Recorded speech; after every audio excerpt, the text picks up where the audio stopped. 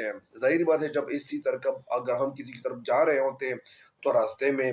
یا ادھر ادھر ہمیں مکانات دکھائی دیتے ہیں، تو ظاہر بات ہے کہ جب ہم کسی مکان کو دیکھتے ہیں تو مکان کو دیکھنے کے فوراً بعد ہمارا جو ذہن ہوتا ہے، ہماری جو سوچ ہوتی ہے وہ کس کی طرف جاتی ہے۔ ہماری سوچ مطلب اس ایک معمار کی طرف چلی جاتی ہے، کیونکہ معمار نے وہ مکان بنایا ہوا ہوتا ہے۔ یا اسی طرح جب ہم کسی بازار میں چلے جائیں تو بازار میں بہت ساری چیزیں پڑی ہوئی ہوتی ہیں، وہاں پہ مختلف قسم کی چیزیں پڑی ہوئی ہوتی ہیں، وہاں پہ کاپیاں کتابیں بھی پڑی ہوئی ہوتی ہیں، وہاں پہ مثلاً